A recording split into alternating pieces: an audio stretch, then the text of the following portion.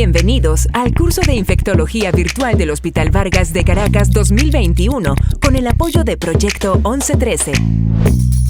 Suscríbete al canal para obtener información y actualización de este curso.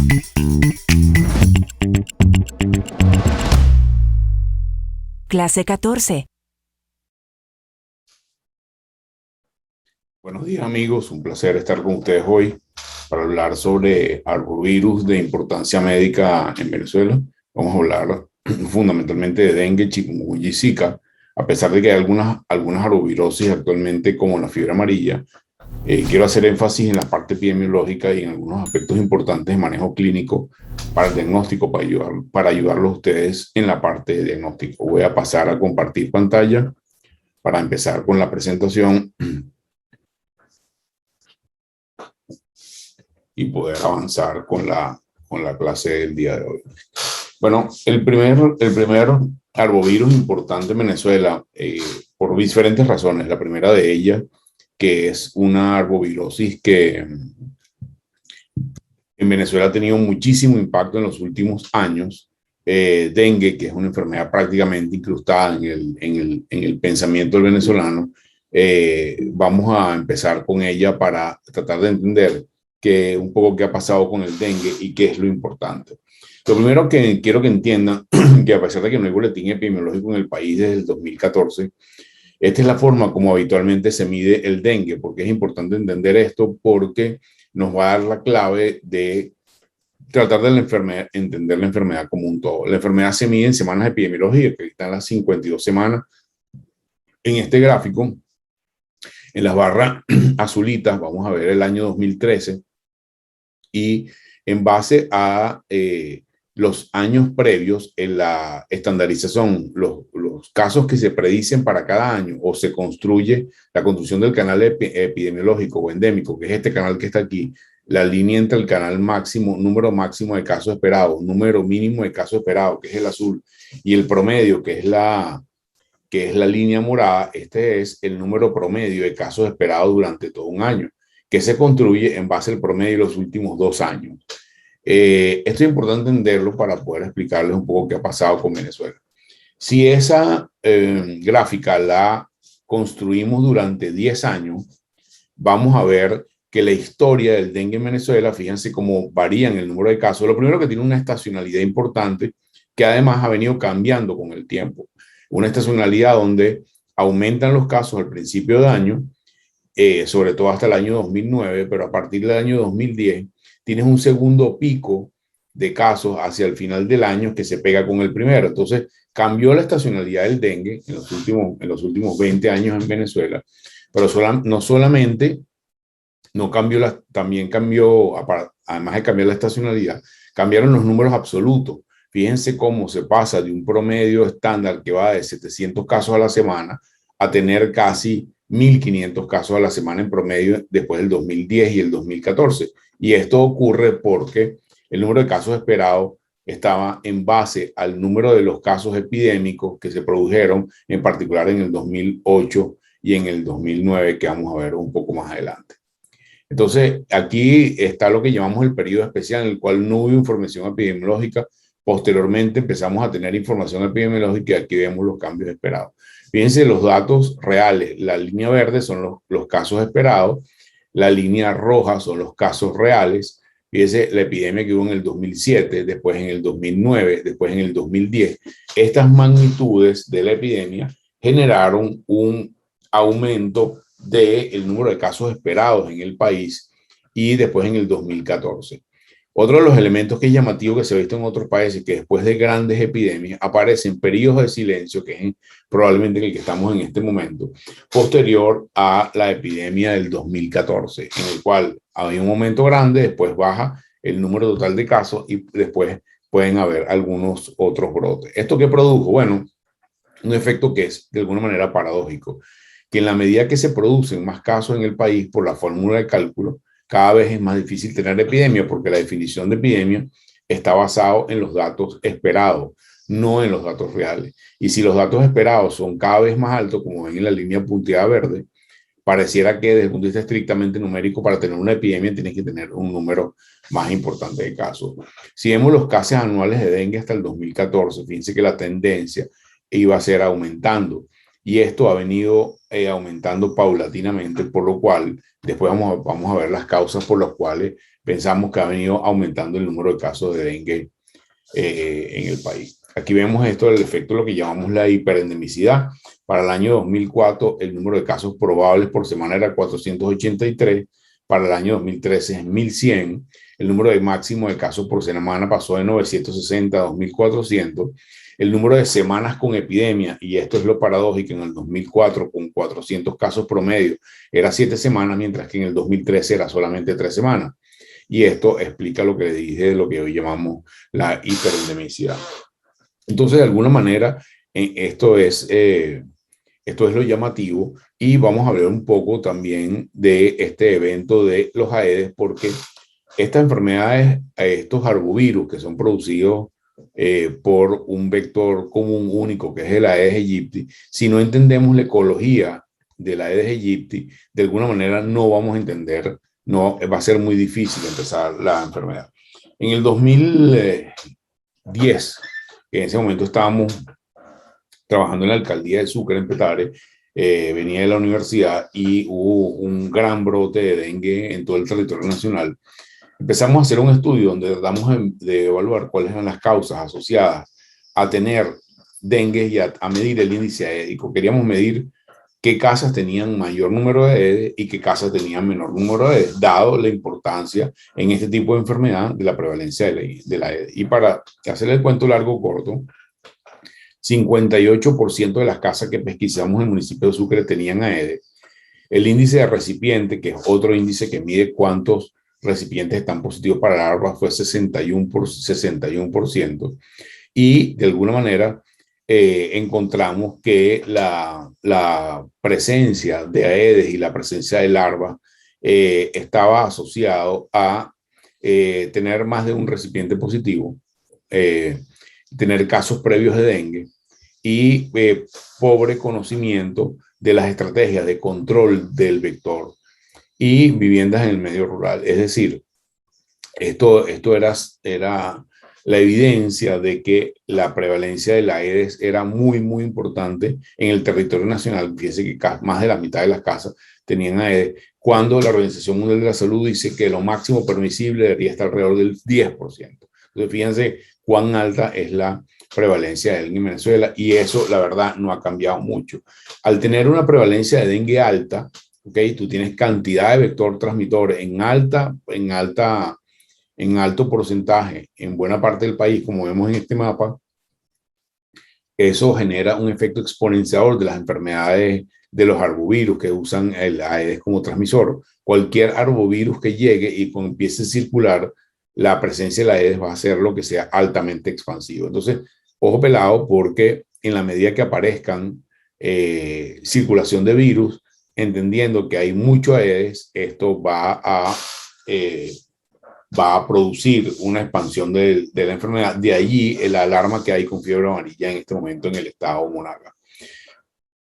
Algunas cosas, ninguno de estos virus tiene un tratamiento específico, no hay antibióticos para ellos, no hay antivirales hasta ahora. Empieza a haber una vacuna de dengue que se utilizaba en el sudeste asiático, pero lo más importante es hacer el diagnóstico temprano para evitar las complicaciones con el manejo temprano. La lista de diagnósticos diferenciales asociados a dengue es larguísima, la mayoría de ustedes la conocen, pero de alguna manera es el más predominante el dengue que hay en el país, excepto en los momentos donde hay epidemias de alguna de las otras cosas.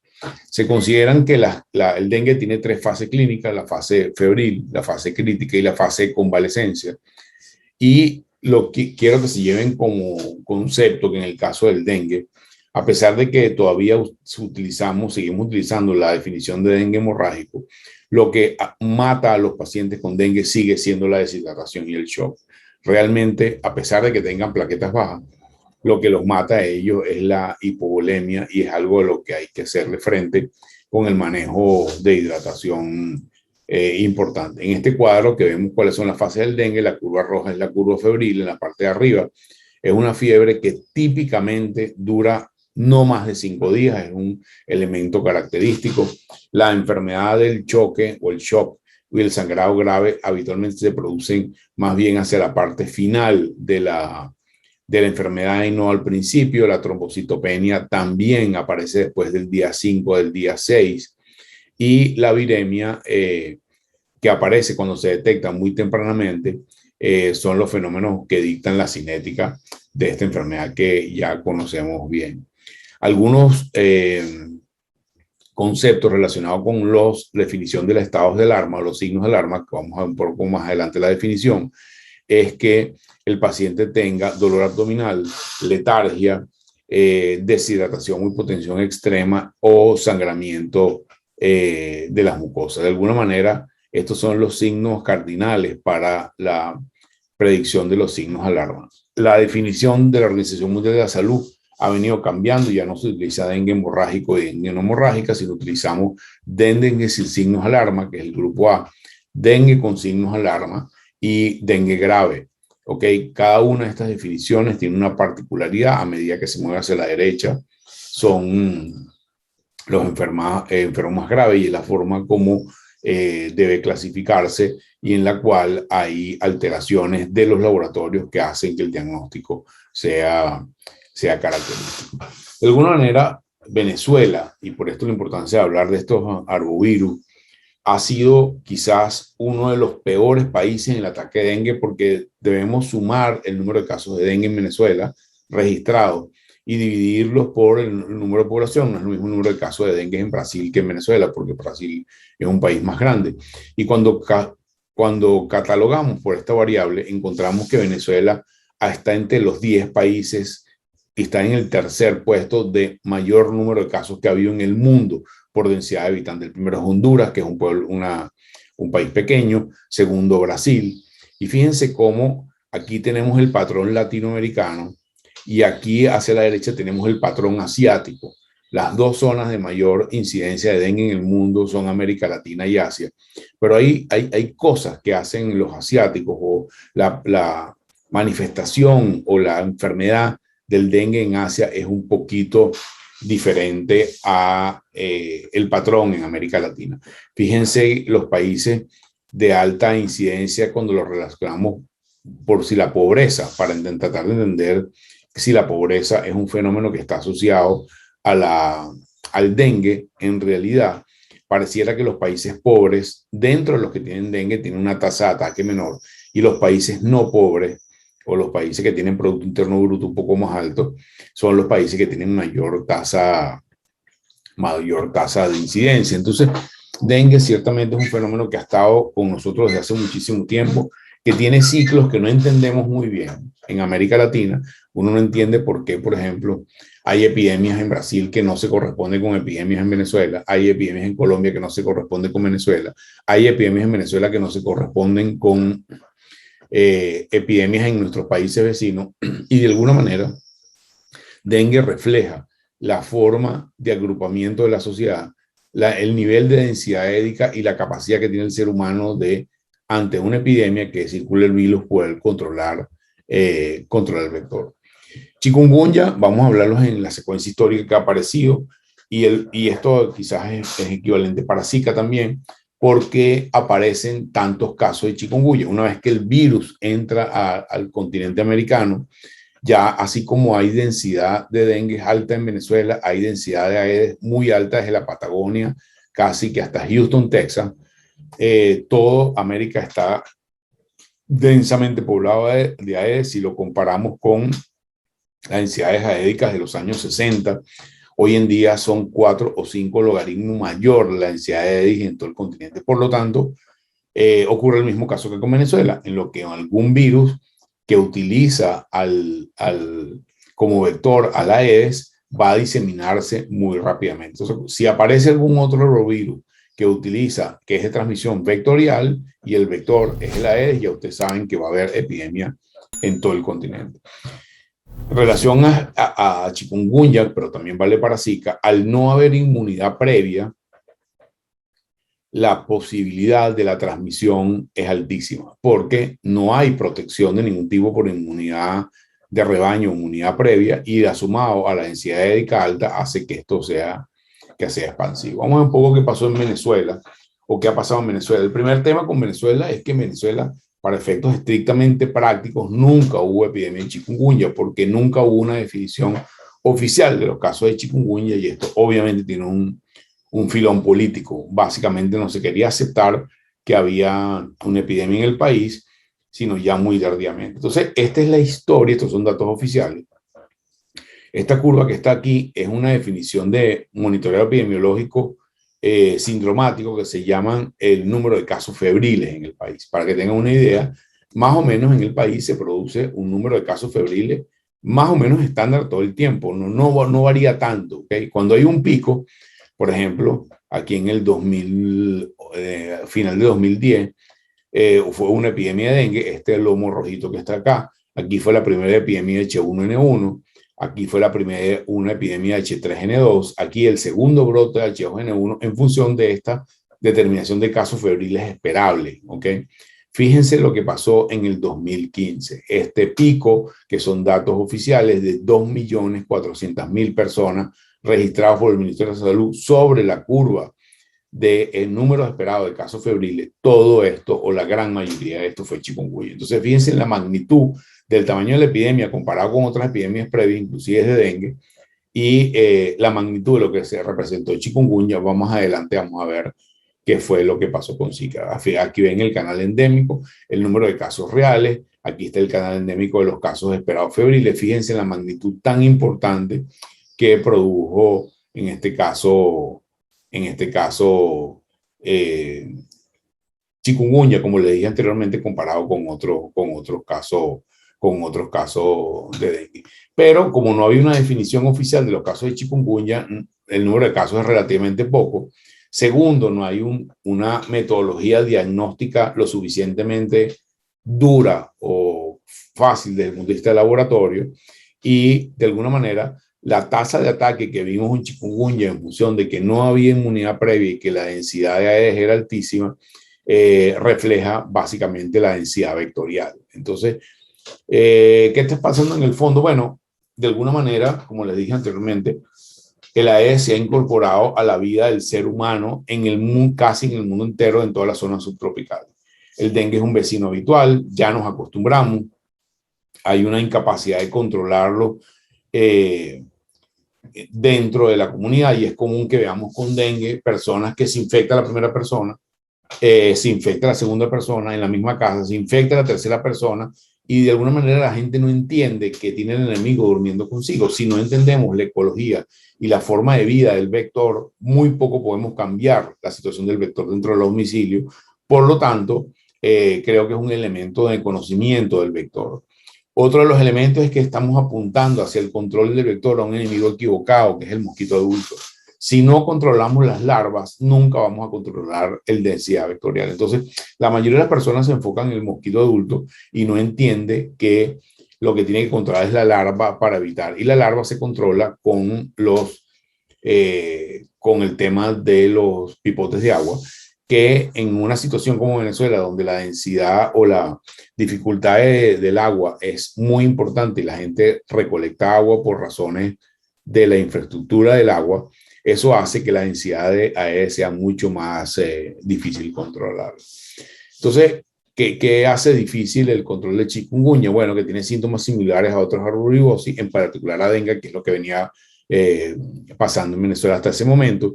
Circulan otros virus simultáneamente, hay alta prevalencia de anticuerpos de dengue que se cruzan con algunas pruebas de chikungunya.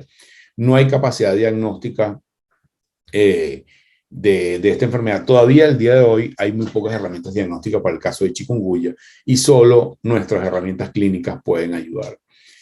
Chikungunya, quiero que se lleven esta imagen, hemos ido aprendiendo progresivamente de ella, es un cuadro fundamentalmente febril con rash articular. El gran problema del chikungunya, y es la gran diferenciadora del dengue, es un dolor articular que en algunas oportunidades es duradero. Cuando digo duradero puedo hablar de meses, y eso es lo que le diferencia del dengue. El dengue es un cuadro agudo que puede dejar cuadros de astenia post-dengue, pero no es un cuadro que produce artritis limitante. En el caso del chikungunya, la artritis es de un nivel de severidad que los pacientes no pueden trabajar, no pueden caminar, no pueden moverse, y eso lo hace mucho más difícil.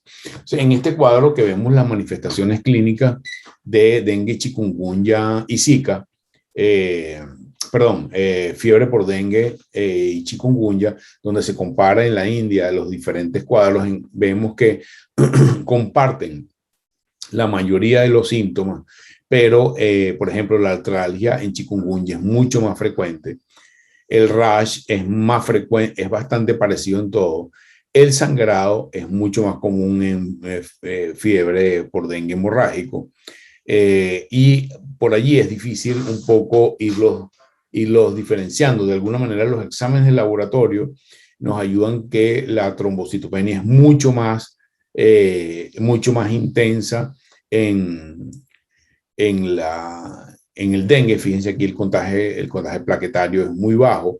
Los niveles de hemoglobina y hematocrito son bastante parecidos. El contagio leucocitario en promedio es mucho más bajo en dengue que en chikungunya, no afecta tanto, no produce tanta leucopenia. Y las transaminasas en general son mucho más alteradas por dengue que por chikungunya. A pesar de que chikungunya puede tener una pequeña alteración de la transaminasa, como lo miran aquí, el dengue, que está en el orden de los 200, 300 habitualmente, no afecta tanto en el caso de chikungunya. Chikungunya sí produce alteraciones en la creatinina mayor que los de dengue, aún para el mismo grado de inmunosupresión. Vamos un poquito adelante, aquí como les dije, los variables predictores entre chikungunya y dengue. El contagio de leucocitos es bastante más bajo en el caso de dengue, las plaquetas son más bajas en el caso de dengue, y la proporción de linfocitos es más baja en el caso de dengue, y la creatinina se aumenta de forma más común. Los grupos de riesgo para severidad, vamos a ver un poco de la severidad más adelante. Las edades extremas de la vida, los neonatos y los mayores de 65 años están expuestos a enfermedad mucho más severa, lo mismo que aquellos que tienen enfermedades debilitantes, a diferencia del dengue, que la probabilidad de enfermedad severa es bastante lineal y asociado a la edad. Estos son cuadros diferenciales. Al final les voy a enseñar uno que hemos diseñado con toda esta información que hemos ido recabando de dengue, chikungunya y Zika, que es un algoritmo para poder diferenciar cada una de estas enfermedades utilizando elementos de diagnóstico clínico o de interrogatorio o de laboratorio para poder establecer el cuadro de enfermedad. Si bien las 3 arbovirosis madres que han recorrido el mundo en estos momentos, como son dengue, chikungunya y Zika, dengue y chikungunya son los que más se parecen. Zika eventualmente en las primeras oportunidades aparece, pero vamos a ver cuáles son las características fundamentales de Zika. Aquí los que les comentaba de los laboratorios entre chikungunya y dengue severo. Aquí ven la progresión de la plaquetopenia, que es la línea azul en el dengue con plaquetopenia con enfermedad severa, fíjense cómo baja, mientras que el chikungunya está alrededor, se mantiene por encima en promedio de los 200.000. Vamos a ir un poquito más adelante, que ya hablamos de esto, de los factores de riesgo. Bueno, una vez que llega el chikungunya a Venezuela, empezamos a notar que habían pacientes que tenían enfermedad extremadamente severa con falla multiorgánica y muerte temprana. Tuvimos la oportunidad de tomar muestra a la gran mayoría de estos pacientes, y la pregunta, ojo, esto estaba ocurriendo en Venezuela cuando estaba empezando a circular ébola en África, y la primera pregunta era si el ébola se había venido a Venezuela. Y tuvimos la oportunidad de rescatar suero de todos estos pacientes, pasé estudios moleculares de PCR y los tipificamos a cada uno de ellos. En base a esto hicimos un score que después lo pueden copiar, un score que nos permitía ver un puntaje clínico. Lo tradujimos en un algoritmo que vamos a ver al final, para diferenciar chikungunya de dengue, porque en ese momento estaban circulando ambos al mismo tiempo y poder tener la enfermedad tan severa. Esto ya lo vimos, el número de casos esperados de chikungunya que se vieron en Venezuela. Y vamos a ver más adelante el tema de los casos, de estos casos que fueron los casos letales. Todos estos casos fallecieron, 12 casos a nivel mundial. Fíjate la característica clínica de los pacientes: hacían edema biopalpebrales, lesiones esquimóticas en áreas periféricas con esquimosis muy frecuentes, que esto es una vasculitis, porque esto no se correlacionaba con el número de plaquetas que tenían los pacientes. Los pacientes tenían quizás 80, 90 mil plaquetas y empezaron a hacer manifestaciones hemorrágicas propias de una vasculitis. El mecanismo de esto todavía no está completamente claro, pero fíjense que los pacientes se ponían exangües, hipotensos, chocados. Todos estos pacientes fallecieron. Necrosis, acronecrosis o necrosis de las áreas distales, fíjense el número de pacientes, y todos estos pacientes fallecieron en menos de 48 horas con enfermedad severa. ¿Cuál era la explicación de estos pacientes con enfermedad severa? Que bueno, dado el alto número de pacientes que habíamos visto o que estábamos viendo en ese momento, esto correspondía a la tasa del 1 o el 1.5% sobre la población general infectada que producía enfermedades hemorrágicas, al igual que se ha visto en otras partes del sudeste asiático que ya habían tenido chikungunya anteriormente. Esto lo que estábamos viendo era la punta del iceberg y no que era una enfermedad diferente a lo que pensábamos al principio que estábamos viendo, pero fue la manifestación más llamativa y asociado a los grupos de riesgo que ya, como le dije, hablamos anteriormente. ¿Cuáles eran los síntomas de alarma en estos pacientes? Fiebre persistente, dolor abdominal, petequia, dolor articular incapacitante, hipotensión, signos de hipoperfusión y disminución del gasto urinario.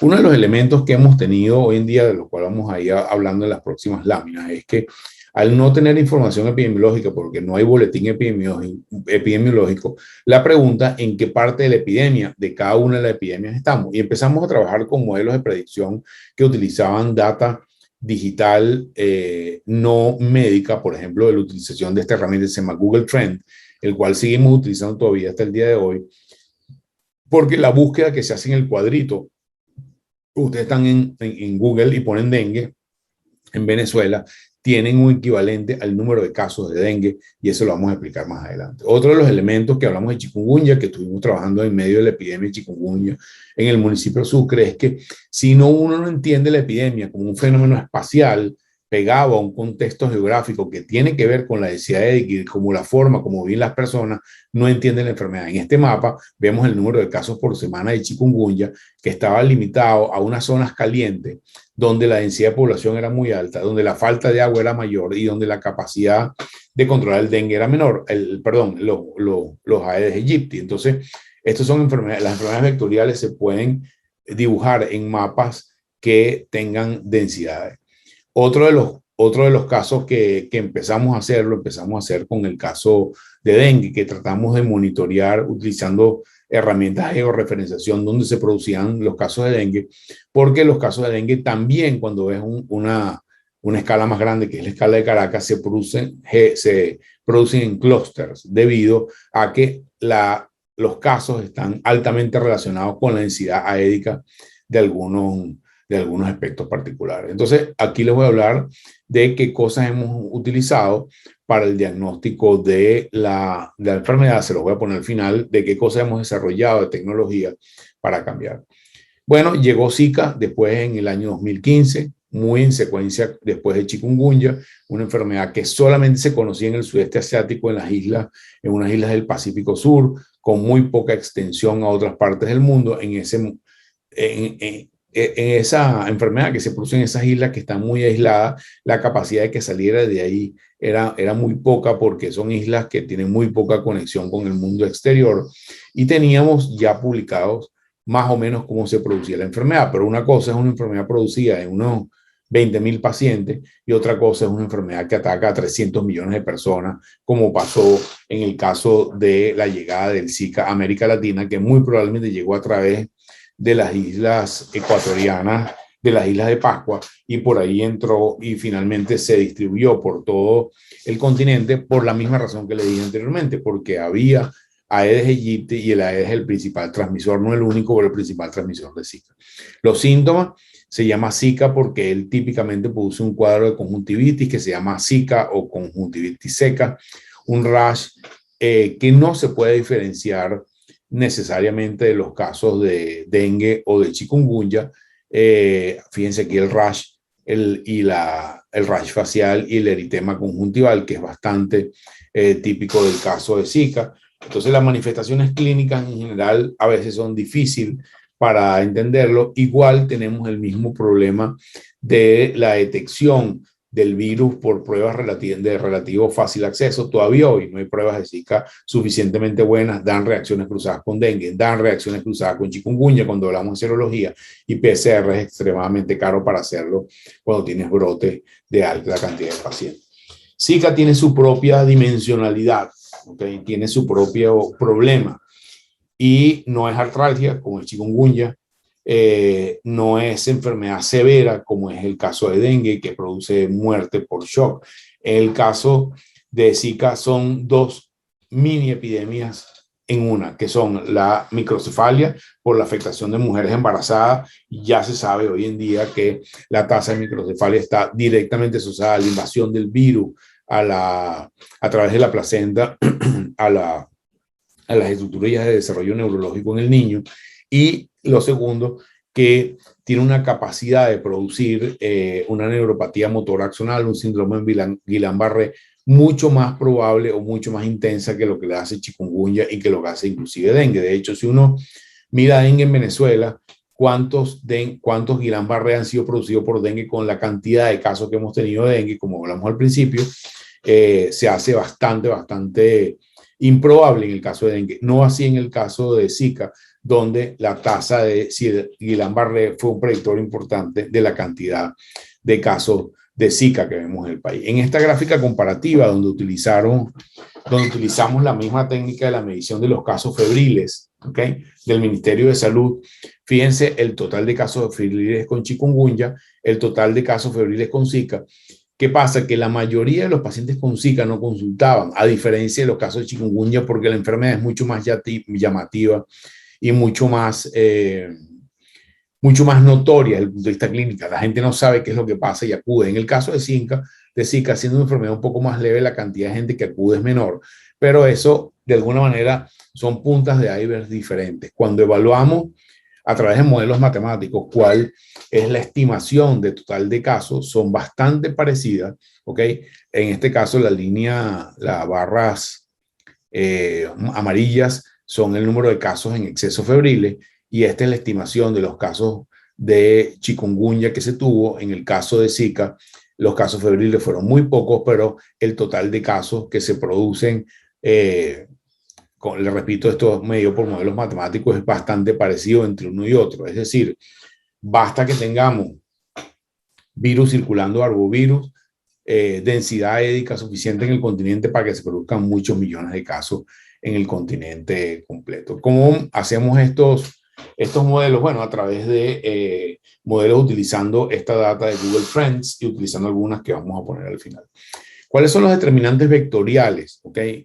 ¿Qué explica que siga habiendo tantas enfermedades que son relativamente viejas en el país o en el continente? Uno, que el Aedes es un Aedes recargado. Este no es el Aedes de los años 60, este es un Aedes que se ha hecho resistente a los insecticidas, que tiene extensión en las condiciones de oposición. El Aedes aegypti es un Aedes típicamente cifrino o domiciliario, requiere agua clara, requiere buenas condiciones, requiere ciertas condiciones de luz y humedad.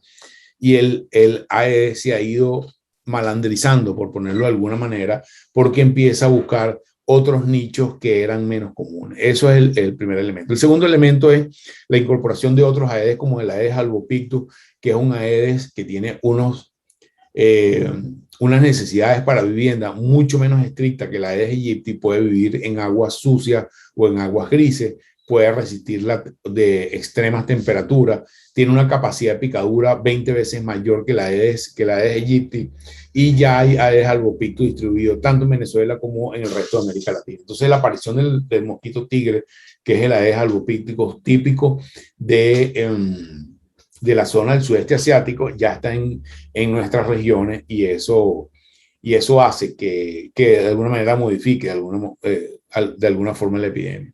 También la baja presión de las campañas antivector en Venezuela se han desestimulado tanto administrativamente como por medios de comunicación las campañas antivector. Hay factores atmosféricos, el calentamiento global probablemente está generando condiciones de aumento de la densidad vectorial, lo mismo que el aumento de la urbanización, el ser humano acabando con la capa vegetal se está metiendo en zonas que eran zonas históricas de vectores y también de circulación de virus. Y el otro gran problema es la presencia de agua en las grandes ciudades. El agua como elemento vital se ha convertido en un gran dolor de cabeza en regiones muy grandes de América Latina por la explosión demográfica, y la falta de agua y la necesidad de guardar agua de alguna manera hacen que los vectores sean mucho mayores. ¿Cómo monitoreamos hoy la epidemia? Esta es una publicación que hicimos con Ricardo Strauss, Jaime Torres y una gente del Instituto Bernhard Nocht de Alemania, donde nosotros ya habíamos visto hace ya unos años que podíamos predecir de alguna manera, no teniendo boletín epidemiológico, utilizando Google Trends, los casos de dengue en el país. En esta gráfica vemos los casos del Ministerio de Salud, que son los casos anaranjados, son los casos esperados, como vieron al principio de las primeras láminas. La línea azul son los casos reportados y la línea gris clara son los casos reportados con Google. Fíjese que entre los casos reales y los casos de Google hay una correlación de 0,85% de los casos durante 10 años se pueden predecir los casos de dengue, y sigue siendo así. Mi Gmail de Google está conectado a esta herramienta en tiempo real, y cada vez que hay un aumento de las búsquedas de los casos me llega un mensaje a mi email diciendo que hay aumento de los casos, y se correlaciona con el aumento de los casos a nivel nacional. Probamos si esta herramienta podía funcionar también para chikungunya y para Zika, y para nuestra sorpresa funcionó bastante parecido, funcionó bastante igual.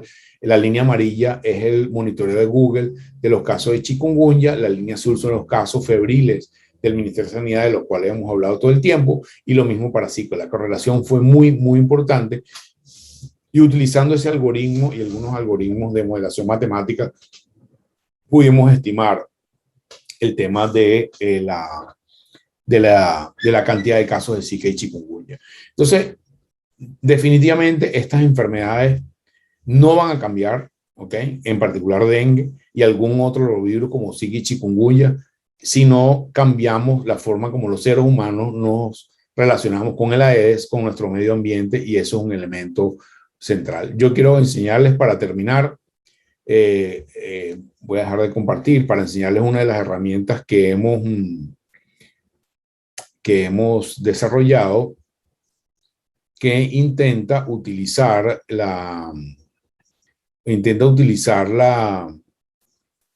las redes sociales para el monitoreo de las epidemias.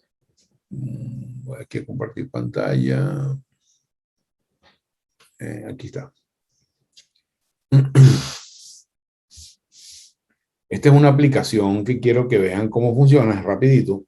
Esta es una aplicación que funciona sobre Twitter, es un bot, es una herramienta digitalizada, automatizada, que funciona sobre Twitter. Uno le escribe fiebre a un número, a un 0800 fiebre, usted escribe fiebre en ese contexto, y vamos a ver la capacidad de lo que hace el bot solo automáticamente. Si usted le escribe fiebre, vamos a empezar aquí, fíjense cómo va pasando, el bot empieza a tener una actividad con la persona.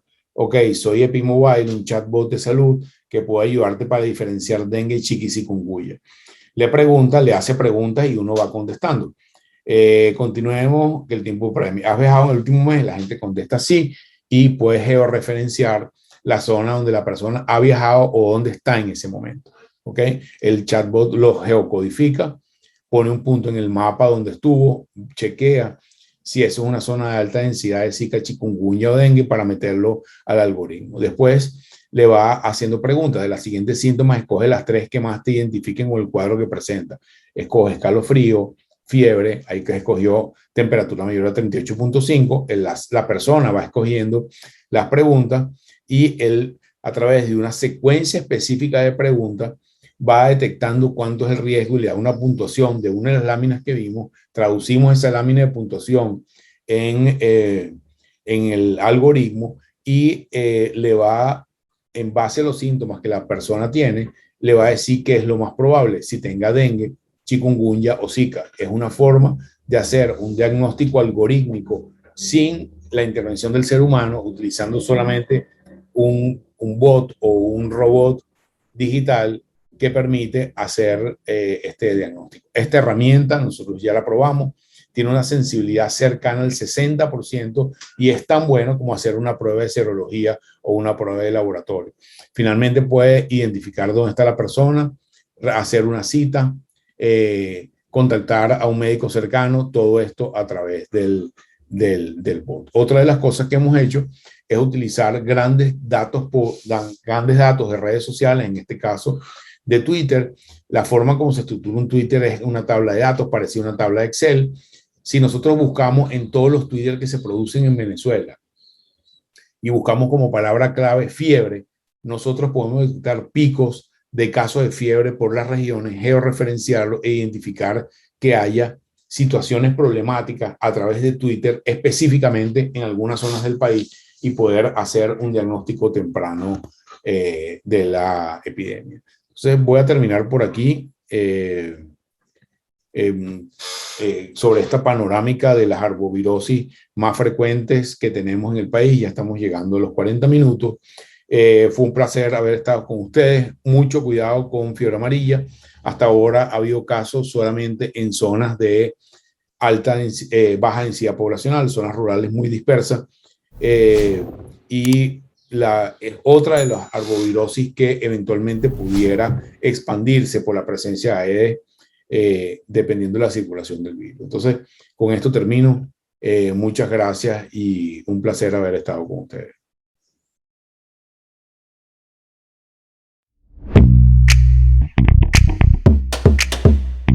Próximamente recibirás a través de tu email el link para presentar el examen final. Recuerda suscribirte al canal de YouTube para recibir noticias y más contenidos.